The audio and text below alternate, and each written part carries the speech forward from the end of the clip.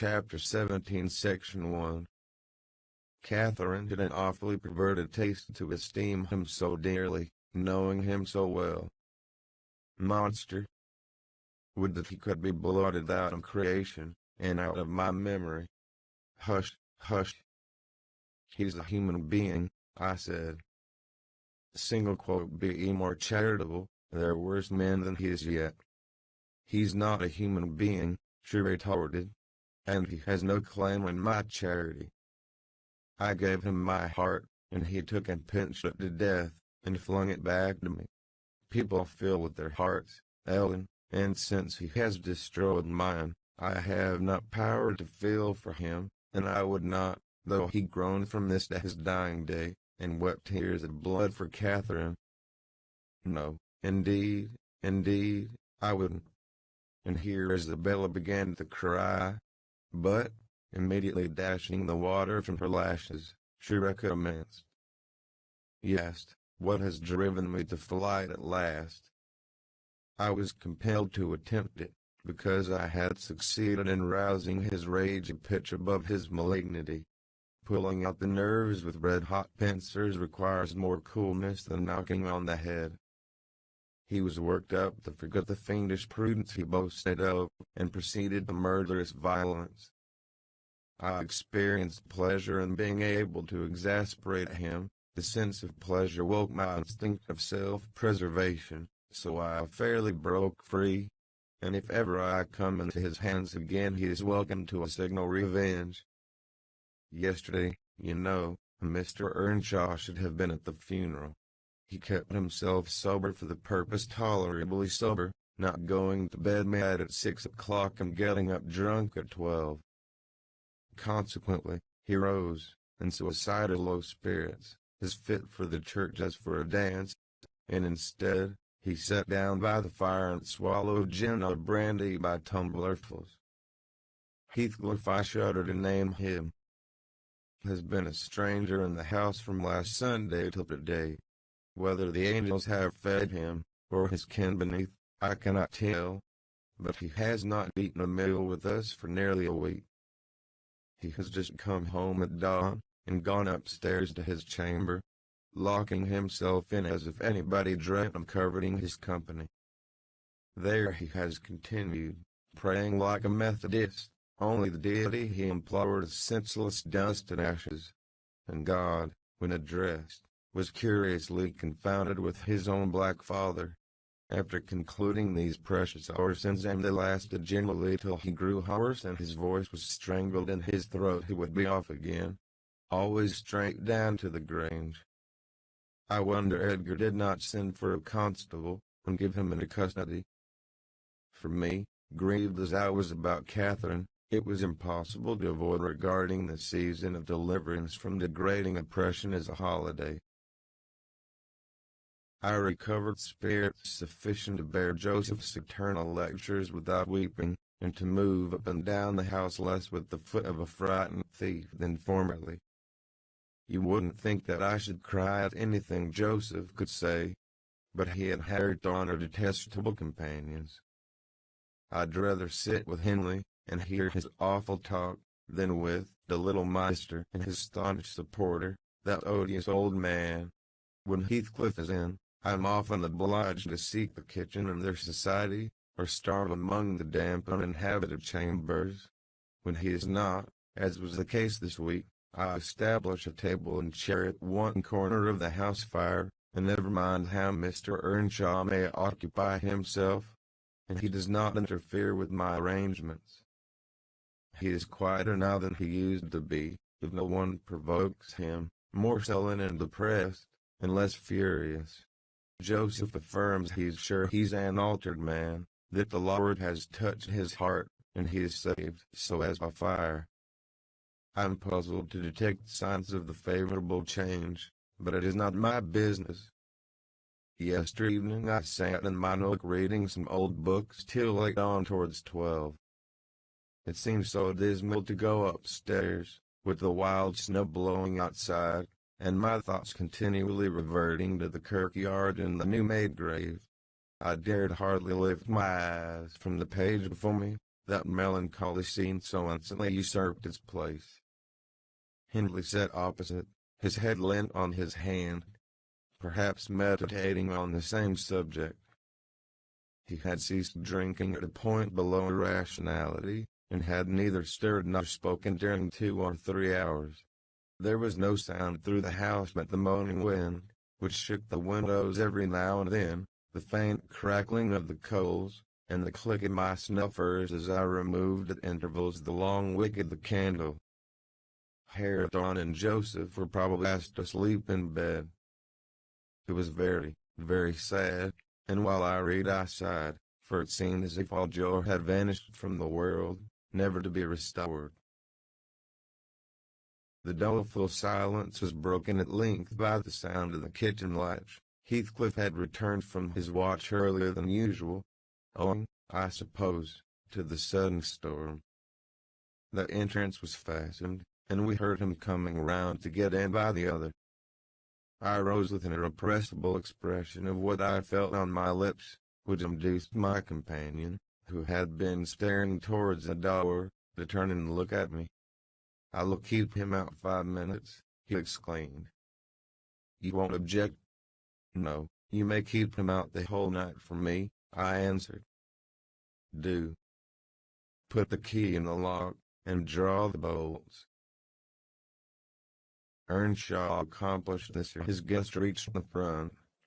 He then came and brought his chair to the other side of my table, leaning over it, and searching in my eyes for sympathy with the burning hate that gleamed from his. As he both looked and felt like an assassin, he couldn't exactly find that, but he discovered enough to encourage him to speak. "He and I," he said, "have each a great debt to settle with a man out yonder. If we were neither of us cowards, we might combine to discharge it. Are you as soft as your brother? Are you willing to endure to the last, and not once attempt a repayment?" "I'm weary of enduring now," I replied, "and I'd be glad of a retaliation that wouldn't recoil on myself. But treachery and violence are spears pointed at both ends. They wound those who resort to them worse than their enemies. Treachery and violence are a just return for treachery and violence," cried Hindley. "Mrs. Heathcliff, I'll ask you to do nothing, but sit still and be dumb. Tell me now, can you?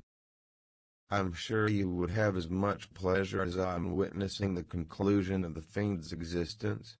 He will be your death unless you overreach him, and he will be my ruin. Damn the hellish villain. He knocks at the door as if he were master here already.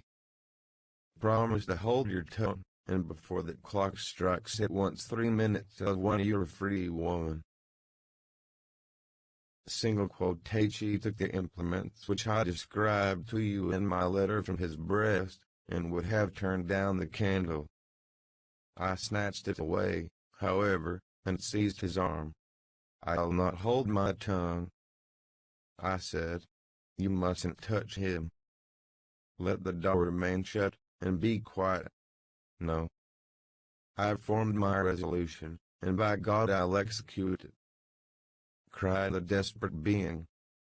"I'll do you a kindness in spite of yourself, and inherit injustice. And you needn't trouble your head to screen me. Catherine is gone. Nobody alive would regret me, or be ashamed, though I cut my throat this minute and it's time to make an end. I might as well have struggled with a bear, or reasoned with a lunatic. The only resource left me was to run to a lattice and warn his intended victim of the fate which awaited him.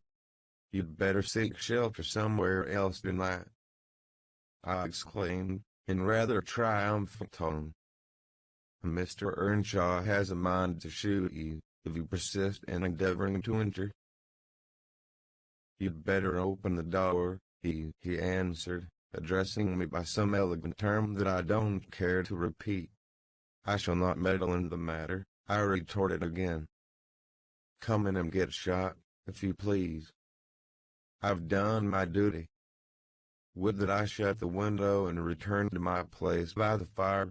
having too small a stock of hypocrisy at my command to pretend any anxiety for the danger that menaced him. Earnshaw swore passionately at me, affirming that I loved the villain yet, and calling me all sorts of names for the base spirit I evinced. And I, in my secret heart and conscience never reproached me, thought what a blessing it would be for him should Heathcliff put him out of misery, and what a blessing for me should he send Heathcliff to his right abode. As I sat nursing these reflections, the casement behind me was banged onto the floor by a blow from the latter individual, and his black countenance looked blightingly through. The stanchion stood too close to suffer his shoulders to follow, and I smiled, exulting in my fancied security. His hair and clothes were whitened with snow, and his sharp cannibal teeth, revealed by cold and wrath, gleamed through the dark. "Isabella, let me in, or I'll make you repent," he gurned, as Joseph calls it. "I cannot commit murder," I replied. "Mr. Hindley stands sentinel with a knife and a loaded pistol." "Let me in by the kitchen door," he said. "Hindley will be there before me," I answered, "and that's a poor love of yours that cannot bear a shower of snow." We were left at peace in our beds as long as the summer moon shone, but the moment a blast of winter returns, you must run for shelter. "Heathcliff, if I were you, I'd go stretch myself over her grave and die like a faithful dog. The world is surely not worth living in now, is it? You had distinctly impressed on me the idea that Catherine was the whole joy of your life. I can't imagine how you think of surviving her loss." "He's there, is he?" exclaimed my companion, rushing to the gap. "If I can get my arm out I can hit him. I'm afraid, Ellen, you'll set me down as really wicked. But you don't know all, so don't judge. I wouldn't have aided or abetted an attempt on even his life for anything. Wish that he were dead, I must. And therefore I was fearfully disappointed, and unnerved by terror for the consequences of my taunting speech, when he flung himself on Earnshaw's weapon and wrenched it from his grasp. The charge exploded, and the knife, and springing back, closed into its owner's wrist. Heathcliff pulled it away by main force, slitting up the flesh as it passed on, and thrust it dripping into his pocket. He then took a stone, struck down the division between two windows, and sprang in. His adversary had fallen senseless with excessive pain and the flow of blood that gushed from the artery or a large vein. The ruffian kicked and trampled on him, and dashed his head repeatedly against the flags, holding me with one hand, meantime, to prevent me summoning Joseph. He exerted preterhuman self-denial and abstaining from finishing him completely. But getting out of breath, he finally desisted, and dragged the apparently inanimate body onto the settle. There he tore off the sleeve of Earnshaw's coat, and bound up the wound with brutal roughness, spitting and cursing during the operation as energetically as he had kicked before. Being at liberty, I lost no time in seeking the old servant, who, having gathered by degrees the purport of my hasty tale, hurried below, gasping, as he descended the steps two at once. "What is there to do, now? What is there to do, now?" "There's this to do," thundered Heathcliff, "that your master's mad, and should he last another month, I'll have him to an asylum. And how the devil did you come to fasten me out, you toothless hound? Don't stand muttering and mumbling there. Come, I'm not going to nurse him. Wash that stuff away, and mind the sparks of your candle. It is more than half brandy. And so you've been murdering on him?" exclaimed Joseph, lifting his hands and eyes in horror. "If ever I see a sight like this, may the Lord—" Heathcliff gave him a push onto his knees in the middle of the blood, and flung a towel to him. But instead of proceeding to dry it up, he joined his hands and began a prayer, which excited my laughter from its odd phraseology. I was in the condition of mind to be shocked at nothing. In fact, I was as reckless as some malefactors show themselves at the foot of the gallows. "Oh, I forgot you," said the tyrant. "You shall do that. Down with you. And you conspire with him against me, do you, viper? There, that is work fit for you." Single quotation. He shook me till my teeth rattled, and pitched me beside Joseph, who steadily concluded his supplications, and then rose, vowing he would set off for the Grange directly. Mr. Linton was a magistrate, and though he had 50 wives dead, he should inquire into this. He was so obstinate in his resolution, that Heathcliff deemed it expedient to compel from my lips a recapitulation of what had taken place. Standing over me, heaving with malevolence, as I reluctantly delivered the account and answer to his questions.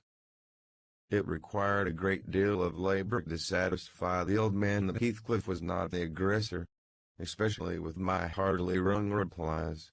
However, Mr. Earnshaw soon convinced him that he was alive still. Joseph hastened to administer a dose of spirits, and by their succor his master presently regained motion and consciousness.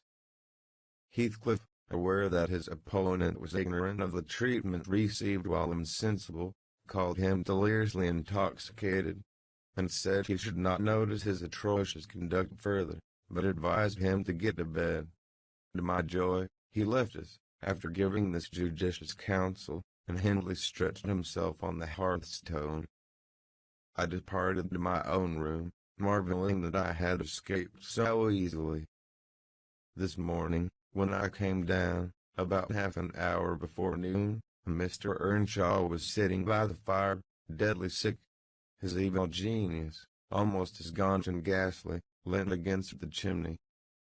Neither appeared inclined to dine, and, having waited till all was cold on the table, I commenced alone. Nothing hindered me from eating heartily, and I experienced a certain sense of satisfaction and superiority, as, at intervals, I cast a look towards my silent companions, and felt the comfort of a quiet conscience within me. After I had done, I ventured on the unusual liberty of drawing near the fire, going round Earnshaw's seat, and kneeling in the corner beside him. Heathcliff did not glance my way, and I gazed up, and contemplated his features almost as confidently as if they had been turned to stone. His forehead, that I once thought so manly, and that I now think so diabolical, was shaded with a heavy cloud. His basilisk eyes were nearly quenched by sleeplessness, and weeping, perhaps, for the lashes were wet then, his lips devoid of their ferocious sneer, and sealed in an expression of unspeakable sadness. Had it been another, I would have covered my face in the presence of such grief. In his case, I was gratified, and, ignoble as it seems to insult a fallen enemy, I couldn't miss this chance of sticking in the dark. His weakness was the only time when I could taste the delight of paying wrong for wrong. Miss, I interrupted. One might suppose you had never opened a Bible in your life. If God afflict your enemies, surely that ought to suffice you. It is both mean and presumptuous to add your torture to his.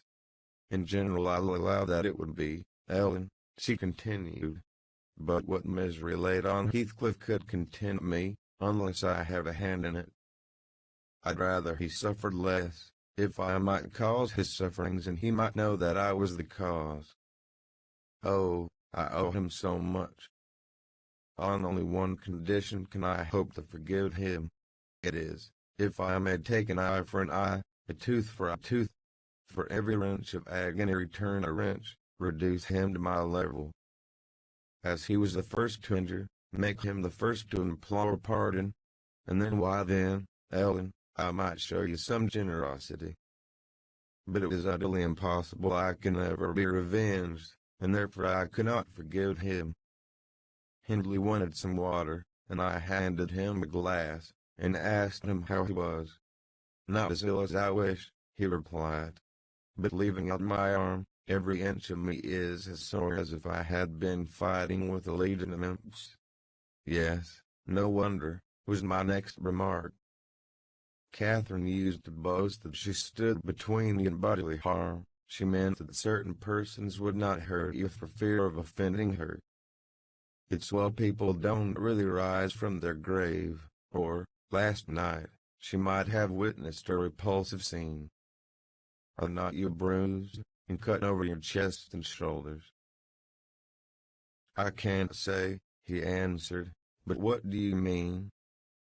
Did he dare to strike me when I was down? He trampled on and kicked you, and dashed you on the ground, I whispered.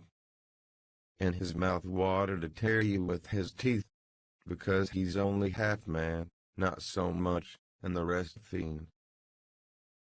Mr. Earnshaw looked up, like me, to the countenance of our mutual foe, who, absorbed in his anguish, seemed insensible to anything around him. The longer he stood, the plainer his reflections revealed their blackness through his features.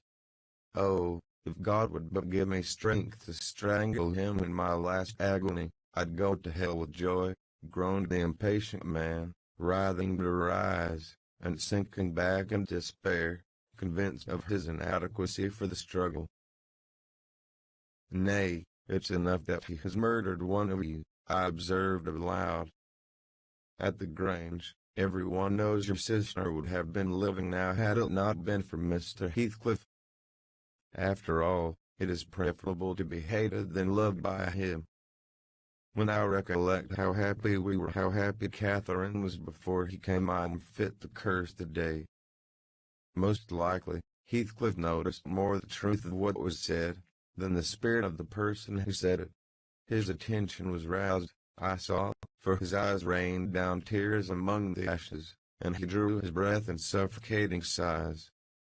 I stared full at him, and laughed scornfully. The clouded windows of hell flashed a moment towards me.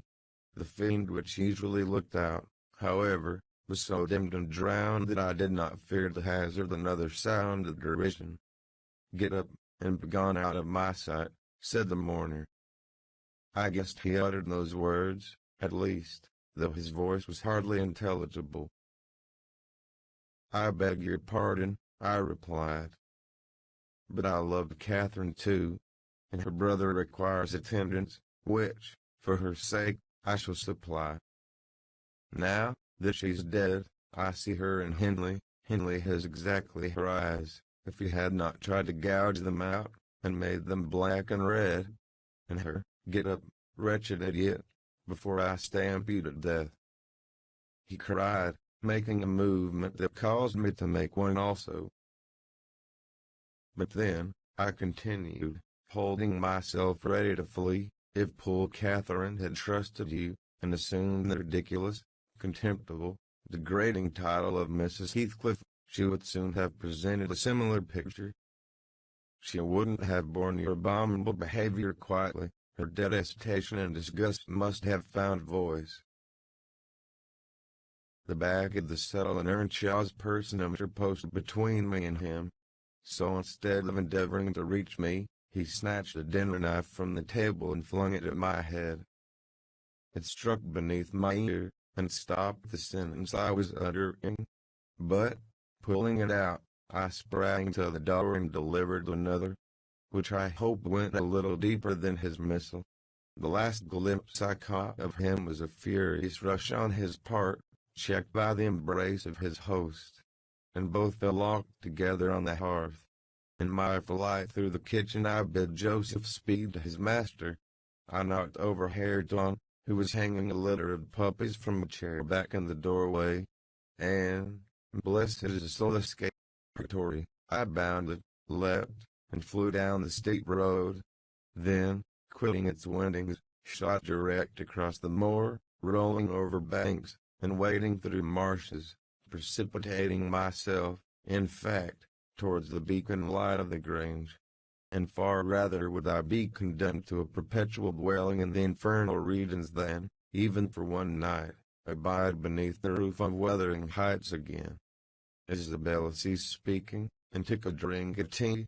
Then she rose, and bidding me put on her bonnet, and a great shawl I had brought, and turning a deaf ear to my entreaties for her to remain another hour, she stepped onto a chair, kissed Edgar's and Catherine's portraits, bestowed a similar salute on me, and descended to the carriage, accompanied by Fanny, who yelped wild with joy at recovering her mistress. She was driven away, never to revisit this neighborhood, but a regular correspondence was established between her and my master when things were more settled. I believe her new abode was in the south, near London. There she had a son born a few months subsequent to her escape. He was christened Linton, and, from the first, she reported him to be an ailing, peevish creature. Mr. Heathcliff, meeting me one day in the village, inquired where she lived. I refused to tell. He remarked that it was not of any moment, only she must be aware of coming to her brother. She should not be with him, if he had to keep her himself. Though I would give no information, he discovered, through some of the other servants, both her place of residence and the existence of the child. Still, he didn't molest her, for which forbearance she might think his aversion, I suppose. He often asked about the infant, when he saw me, and on hearing its name, smiled grimly, and observed, "They wish me to hate it too, do they?" "I don't think they wish you to know anything about it," I answered. "But I'll have it," he said, "when I want it. They may reckon on that." Fortunately its mother died before the time arrived, some 13 years after the decease of Catherine, when Linton was 12, or a little more. On the day succeeding Isabella's unexpected visit I had no opportunity of speaking to my master. He shunned conversation, and was fit for discussing nothing. When I could get him to listen, I saw it pleased him that his sister had loved her husband, whom he abhorred with an intensity which the mildness of his nature would scarcely seem to allow. So deep and sensitive was his aversion, that he refrained from going anywhere where he was likely to see or hear of Heathcliff. Grief, and it together, transformed him into a complete hermit. He threw up his office of magistrate, ceased even to attend church, avoided the village on all occasions, and spent a life of entire seclusion within the limits of his park and grounds, only varied by solitary rambles on the moors, and visits to the grave of his wife, mostly at evening, or early morning before other wanderers were abroad. But he was too good to be thoroughly unhappy long. Had Eden single quote he pray for Catherine's soul to haunt him. Time brought resignation, and a melancholy sweeter than common joy. He recalled her memory with ardent, tender love, and hopeful aspiring to the better world, where he doubted not she was gone. And he had earthly consolation and affections also. For a few days, I said, he seemed regardless of the puny successor to the departed. That coldness melted as fast as snow in April, and ere the tiny thing could stammer a word or totter a step, it wielded a despot's scepter in his heart. It was named Catherine, but he never called it the name in full, as he had never called the first Catherine short, probably because Heathcliff had a habit of doing so. The little one was always Cathy. It formed to him a distinction from the mother, and yet a connection with her, and his attachment sprang from its relation to her, far more than from its being his own. I used the draw comparison between him and Hindley Earnshaw, and perplexed myself to explain satisfactorily why their conduct was so opposite in similar circumstances. They had both been formed husbands, and were both attached to their children, and I could not see how they shouldn't both have taken the same road, for good or evil. But, I thought in my mind, Hindley, with apparently the stronger head, has shown himself sadly the worse and the weaker man. When his ship struck, the captain abandoned his post, and the crew, instead of trying to save her, rushed into riot and confusion, leaving no hope for their luckless vessel. Linton, on the contrary, display the true courage of a loyal and faithful soul. He trusted God, and God comforted him. One hoped, and the other despaired. They chose their own lots, and were righteously doomed to endure them. But you'll not want to hear my moralizing, Mr. Lockwood. You'll judge as I can, all these things, at least, you'll think you will, and that's the same. The end of Earnshaw was what might have been expected. It followed fast on his sister's. There were scarcely 6 months between them. We, at the Grange, never got a very succinct account of his state preceding it. All that I did learn was on occasion of going to wait in the preparations for the funeral. Mr. Kenneth came to announce the event to my master. "Well, Nellie," said he, riding into the yard one morning, too early not to alarm me with an instant presentiment of bad news, "it's yours and my turn to go into mourning at present." "Who's given us the slip now, do you think?" "Who?" I asked in a flurry.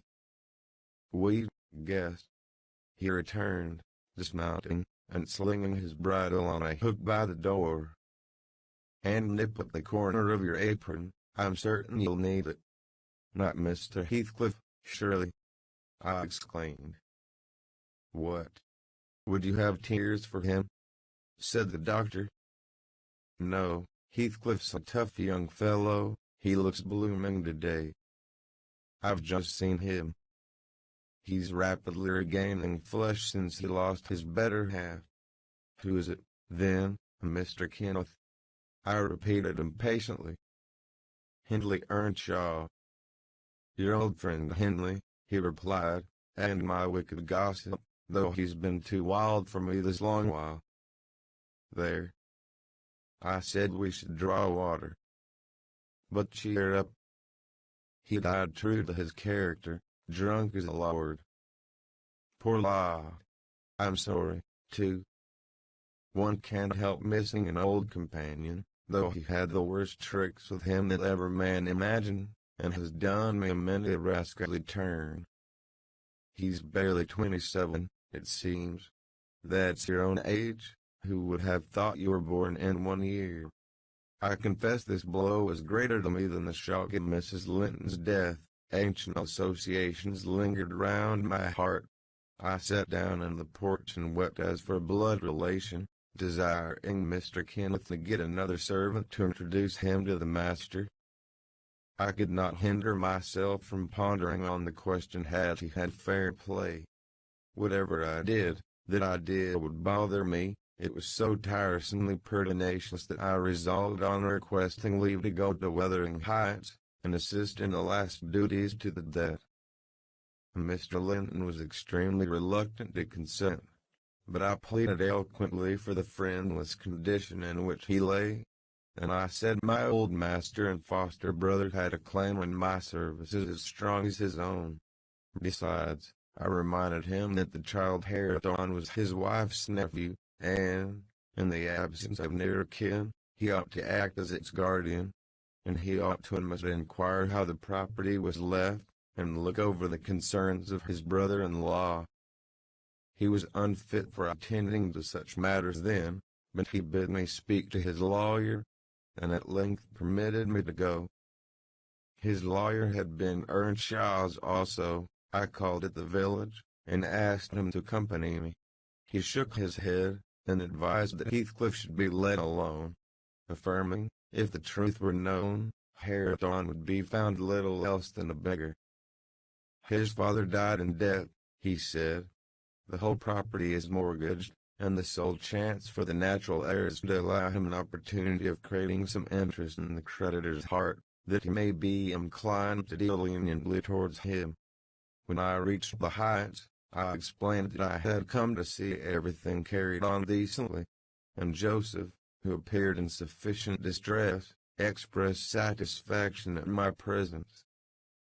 Mr. Heathcliff said he did not perceive that I was wanted, but I might stay and order the arrangements for the funeral, if I chose.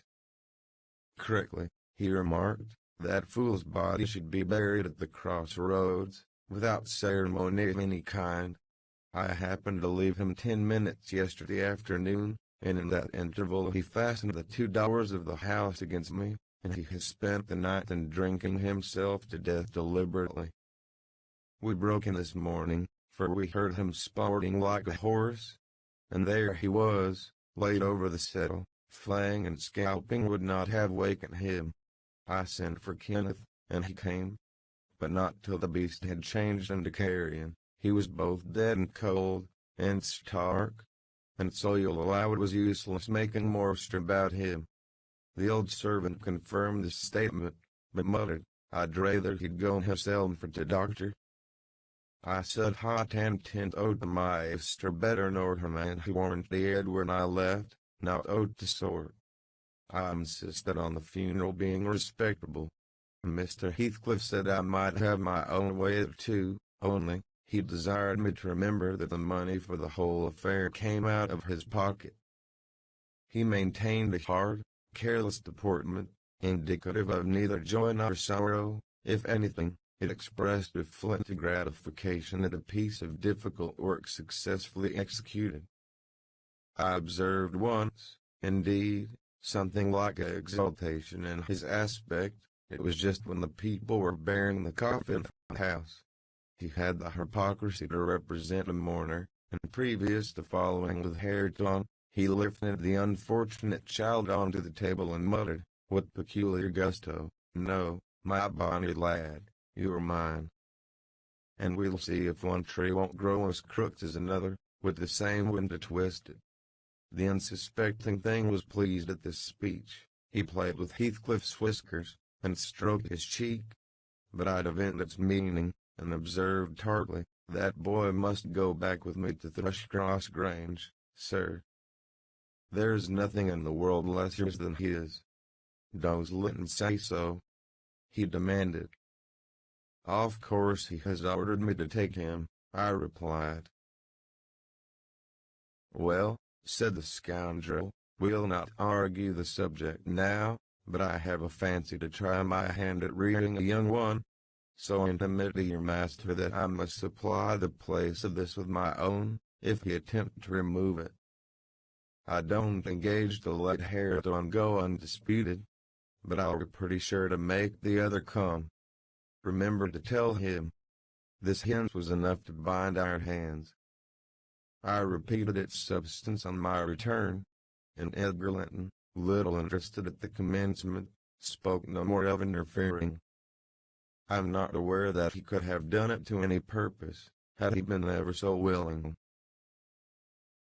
The guest was now the master of Wuthering Heights. He held firm possession, and proved to the attorney who, in his turn, proved it to Mr. Linton that Earnshaw had mortgaged every yard of land he owned for cash to supply his mania for gaming, and he, Heathcliff, was a mortgagee.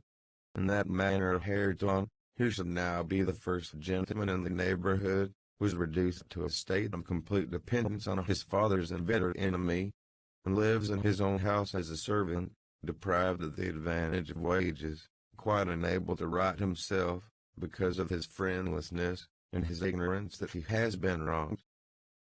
Chapter 18. The 12 years, continued Mrs. Dean, following the dismal period were the happiest of my life. My greatest troubles in the passage arose from our little lady's trifling illnesses, which she had to experience in common with all children, rich and poor. For the rest, after the first 6 months, she grew like a larch, and could walk and talk too, in her own way, before the heath blossomed a second time over Mrs. Linton's dust. She was the most winning thing that ever brought sunshine into a desolate house, a real beauty in face, with the Earnshaw's handsome dark eyes, but the Linton's fair skin and small features, and yellow curling hair. Her spirit was high, though not rough, and qualified by a heart sensitive and lively to excess in its affections.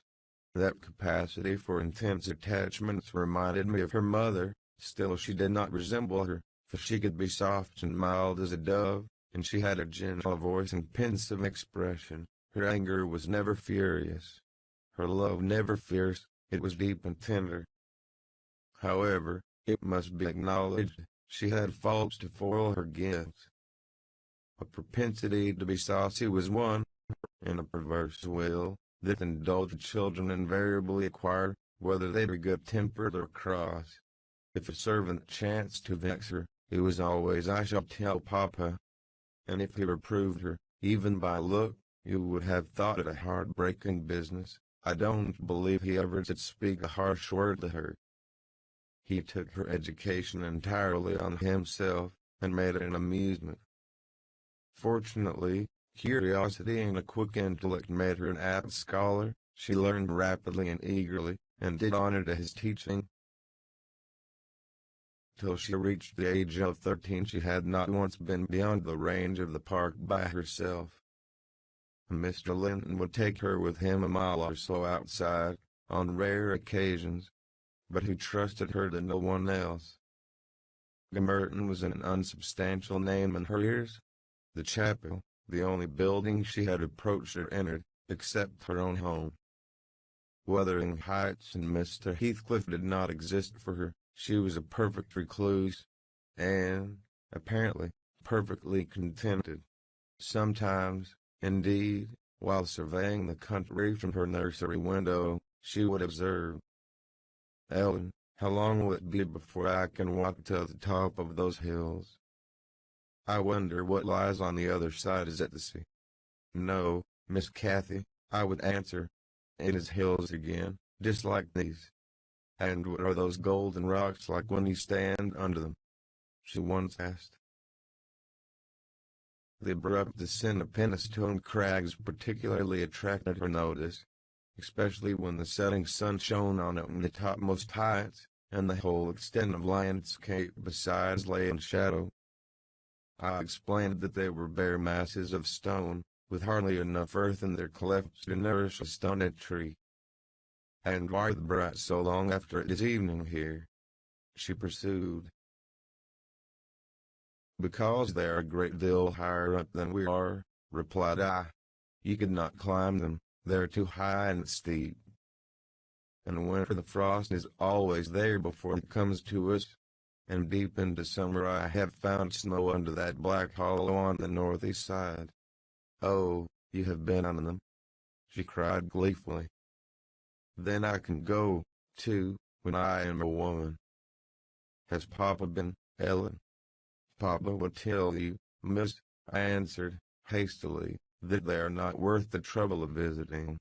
The moors, where you ramble with him, are much nicer, and Thrushcross Park is the finest place in the world." "But I know the park, and I don't know those," she murmured to herself. "And I should delight to look round from the brow of that tallest point. My little pony Minnie shall take me some time." One of the maids mentioning the fairy cave, quite turned her head with a desire to fulfill this project. She teased Mr. Linton about it, and he promised she should have the journey when she got older.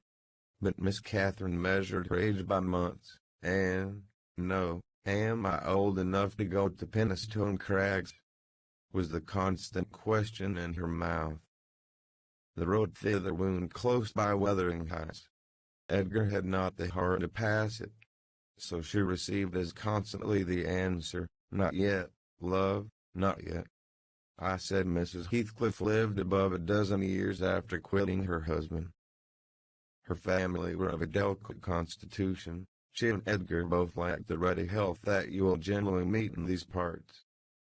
What her last illness was, I am not certain. I conjecture they died of the same thing, a kind of fever, slow at its commencement, but incurable, and rapidly consuming life towards the close.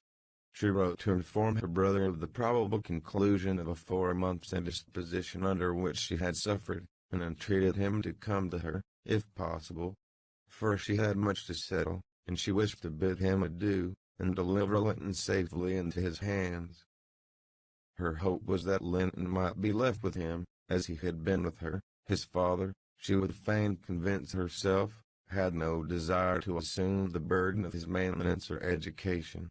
My master hesitated not a moment in complying with her request. Reluctant as he was to leave home at ordinary calls, he flew to answer this, commanding Catherine to my peculiar vigilance. in his absence, with reiterated orders that she must not wander out of the park. Even under my escort he did not calculate on her going unaccompanied. He was away 3 weeks. The first day or two my charge sat in a corner of the library, too sad for either reading or playing. In that quiet state she caused me little trouble, but it was succeeded by an interval of impatient, fretful weariness, and being too busy, until then, to run up and down amusing her, I hit on a method by which she might entertain herself.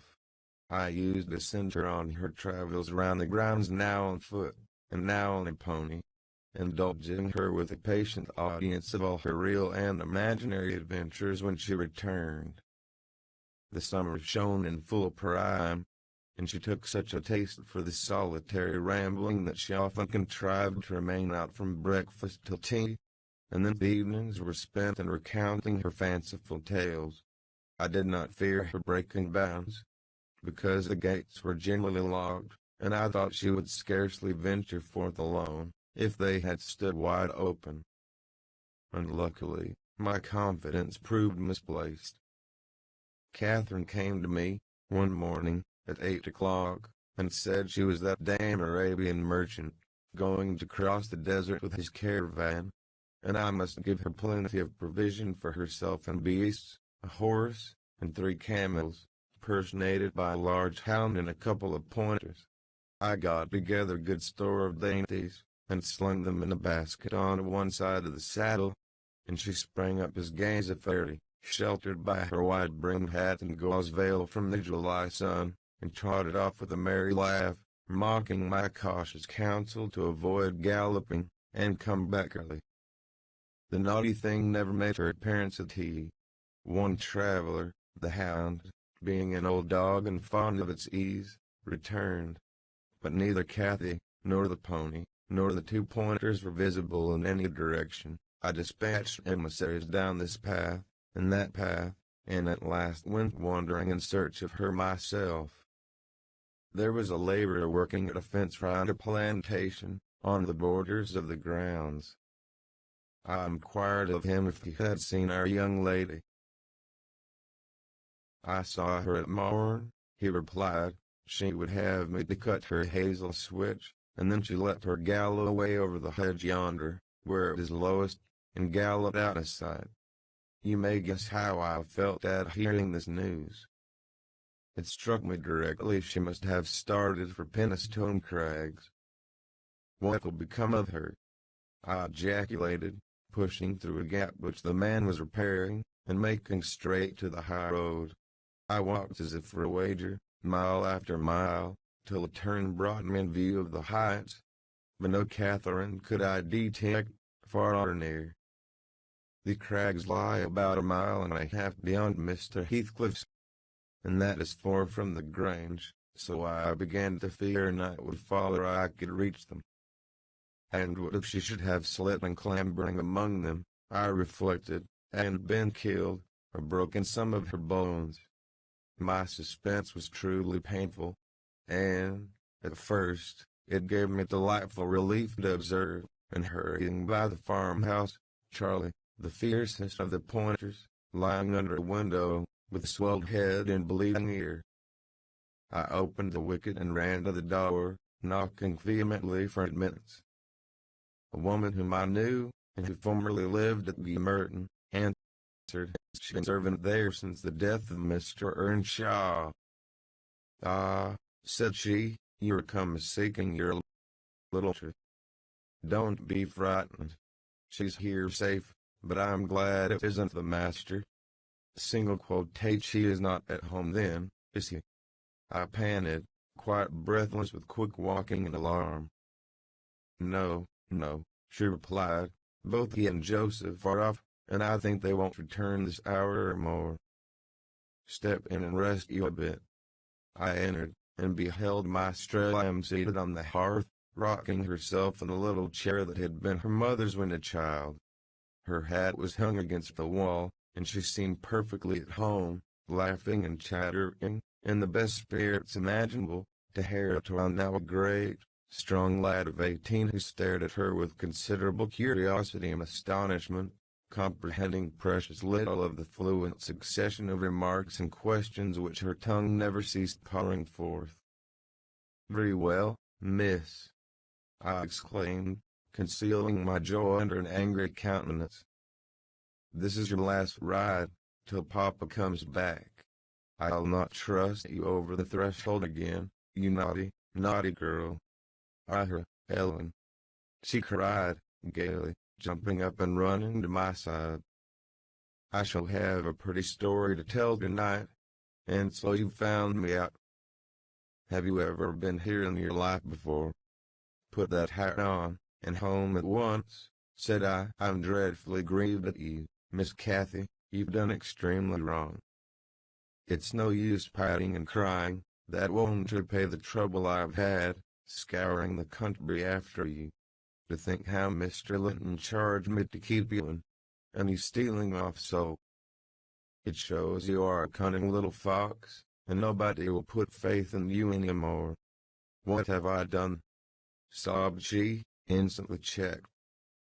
"Papa charged me nothing. He'll not scold me, Ellen. He's never cross, like you." Come," I repeated. "I'll tie the right end. Now, let us have no petulance." "Oh, for shame. You 13 years old, and such a baby." This exclamation was caused by her pushing the hat from her head, and retreating to the chimney out of my reach. "Nay," said the servant, "don't be hard on the bonny lass, Mrs. Dean." We made her stop. She'd fain have ridden forwards. "I feared you should be uneasy." Hareton offered to go with her, and I thought he should. It's while the road over the hills. Hareton, during the discussion, stood with his hands in his pockets, too awkward to speak, though he looked as if he did not relish my intrusion. "How long am I to wait?" I continued, disregarding the woman's interference. "It will be dark in 10 minutes. Where's the pony, Miss Kathy? And where's Phoenix?" "I shall leave you, unless you be quick. So please yourself." "The pony is in the yard," she replied, "and Phoenix is shut in there. He's bitten, and so is Charlie. I was going to tell you all about it, but you're in a bad temper, and don't deserve to hear." I picked up her hat, and approached to reinstate it, but perceiving that the people at the house took her part, she commenced capering round the room, and on my giving chase, ran like a mouse over and under and behind the furniture, rendering it ridiculous for me to pursue. Hareton and the woman laughed, and she joined them, and waxed more impertinent still, till I cried, in great irritation, "Well, Miss Kathy, if you were aware whose house this is, you'd be glad enough to get out." "It's your father's, isn't it?"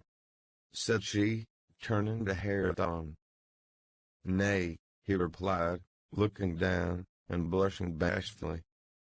He could not stand a steady gaze from her eyes, though they were just his own. "Who's then your master's?" she asked. He colored deeper, with a different feeling, muttered an oath, and turned away. "Who is his master?" continued the tiresome girl, appealing to me.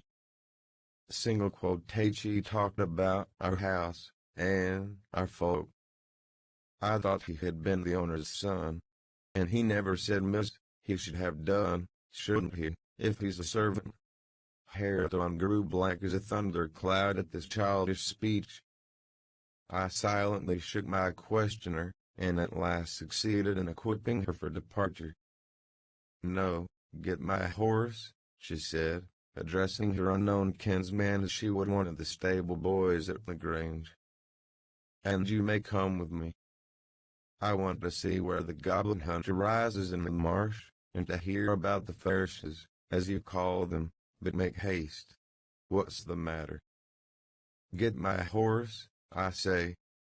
I'll see thee damned before I be thy servant," growled the lad. "You'll see me what?" asked Catherine in surprise. "Damned, thou saucy wench," he replied. "There, Miss Kathy. You see you have got into pretty company, I interposed. His words to be used to young lady. Pray don't begin to dispute with him. Come, let us seek for many ourselves, and begone. But, Ellen, cried she, staring fixed in astonishment, how dare he speak so to me? Mustn't he be made to do as I ask him? You wicked creature, I shall tell Papa what he said. Now, then. Hareton did not appear to feel this threat, so the tears sprang into her eyes with indignation. You bring the pony, she exclaimed, turning to the woman, and let my dog free this moment. Softly, miss, answered she addressed. You lose nothing by being civil. The Mr. Hareton, there, be not the master's son, he's your cousin, and I was never hired to serve you. Single quotation my cousin, cried Kathy, with a scornful laugh. Single quote twice, yes, indeed, responded her reprover. Oh, Ellen, don't let them say such things, she pursued in great trouble. Papa has gone to fetch my cousin from London, my cousin is a gentleman's son.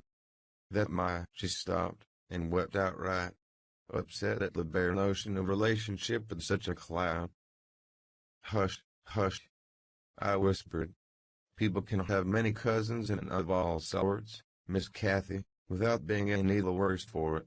Only they needn't keep their company, if they be disagreeable and bad. He's not my cousin, Ellen, she went on, gathering fresh grief from reflection, and flinging herself into my arms for refuge from the idea. I was much vexed at her and the servant for their mutual revelations.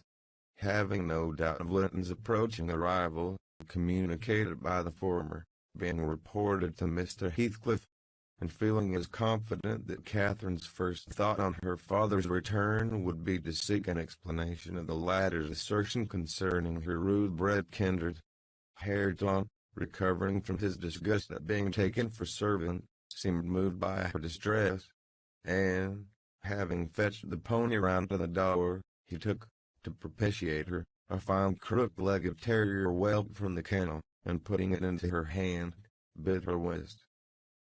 For he meant not. Pausing in her lamentations, she surveyed him with a glance of awe and horror, then burst forth anew. I could scarcely refrain from smiling at this antipathy to the poor fellow, who was a well-made, athletic youth, good-looking in features, and stout and healthy, but attired in garments befitting his daily occupations of working on the farm and lounging among the moors after rabbits and game.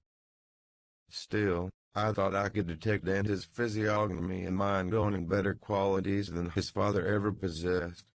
Good things lost amid a wilderness of weeds, to be sure, whose rankness far overtopped their neglected growth. Yet, notwithstanding evidence of the wealthy soil, that might yield luxuriant crops under other unfavorable circumstances. Mr. Heathcliff, I believe, had not treated him physically ill. Thanks to his fearless nature, which offered no temptation to that course of oppression, he had none of the timid susceptibility that would have given zest to ill treatment, in Heathcliff's judgment. He appeared to have bent his malevolence on making him a brute.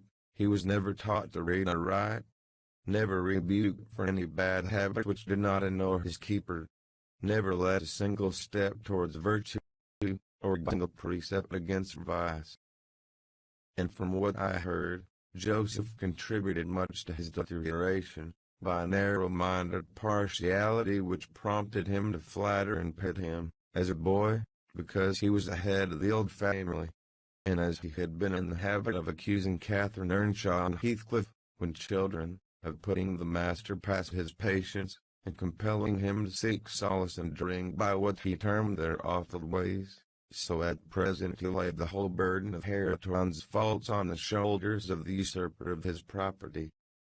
If the lad swore, he wouldn't correct him, nor however culpably he behaved. It gave Joseph satisfaction, apparently, to watch him go the worst lengths, He allowed that the lad was ruined, that his soul was abandoned to perdition. But then he reflected that Heathcliff must answer for it. Hareton's blood would be required at his hands, and there lay immense consolation in that thought. Joseph had instilled into him a pride of the name, and of his lineage.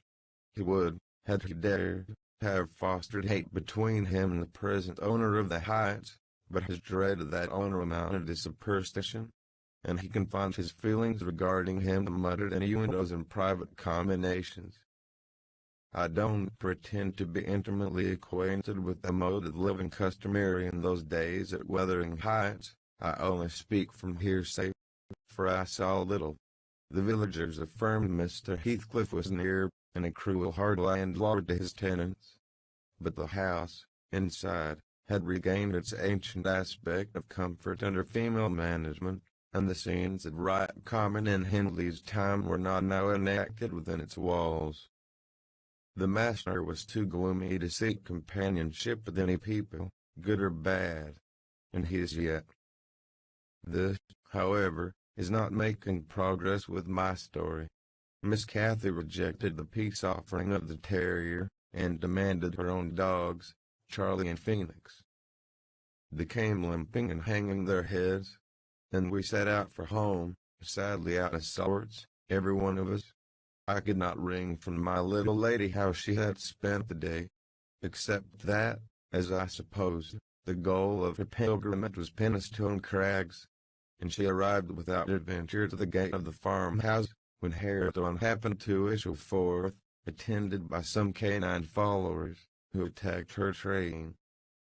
They had a smart battle, before their owners could separate them. They formed an introduction. Catherine told Hareton who she was, and where she was going, and asked him to show her the way, finally, beguiling him to accompany her. He opened the mysteries of the fairy cave, and 20 other queer places.